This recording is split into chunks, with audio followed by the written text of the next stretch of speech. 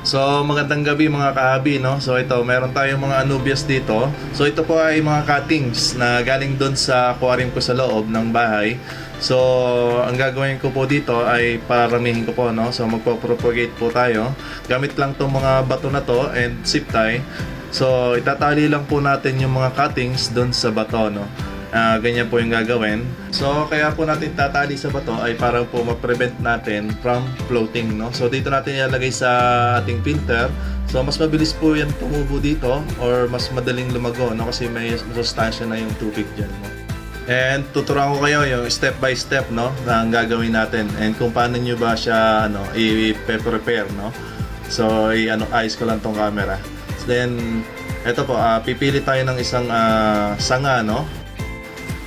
So kung mahaba po yung sanga, pwede nyo po siyang putulin. And then, unang step nyo po ay alisan po natin to ng mga ugat, no? So yung mga ugat po kasi nito ay tumubo na before. And ang kailangan po natin ay magkakaroon siya ng bagong ugat na kakapit doon sa bato na itinali natin, no?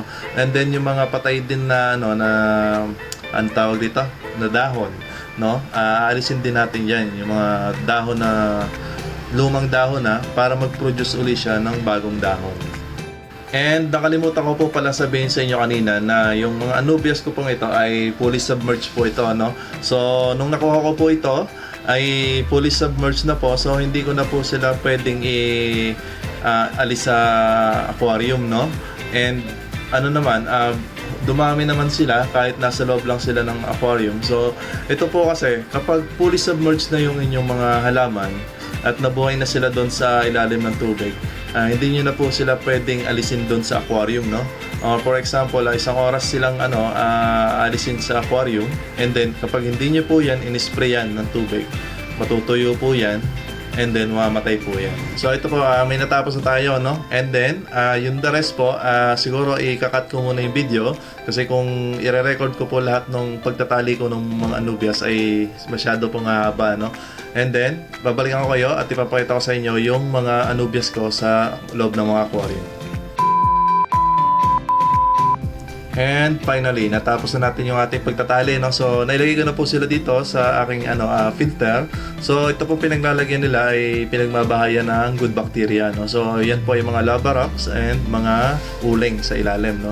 Madali pong silang tumubo dyan. So dito before, napakarami po diyang anubias. So yung iba po ay naibigay ko na kay Kuya Lito, no? And then ipapakita ko naman sa inyo yung yung ating aquarium ng Guppy, no? So ito, puro anubias po yung dati po malago yan, so tinitrim-trim ko na lang, and then itong ibang klase naman ng anubias yun, no? Ayan po, puro mga anubias nana. And dito sa ating goldfish, meron din po yung anubias, no? So hindi po kayang kainin ng goldfish yan, no? Kasi matigas po ang anubias. Hindi po nila kayang punitin yan. And then dito naman sa ating kabilang tank, ito po yung ibang anubias na pinaparami po natin. So mahaba po ang dahon nito. Ito po ay galing sa Yulimarin Pet Shop. And one thing po, no, ang anubias po ay slow growing plant, no? So kung ikaw po ay sobrang mainipin ay hindi po bagay sa inyo ang anubias, no? Kasi napakabagal po niyan lumaki. It takes time po talaga para sila ay mag-grow. And then yung mga bagong cuttings natin, doon natin nilagay sa may filter kasi madilim po doon, no? Mas mabilis ang growing ng mga roots ng anubias kapag medyo madilim siya, no? So mga kahabi, that's all for now, no? So kung nakatulong po sa inyo ang video to, paki-share na lang po and paki-follow na lang po kung hindi po kayo nakapollow. Maraming salamat po.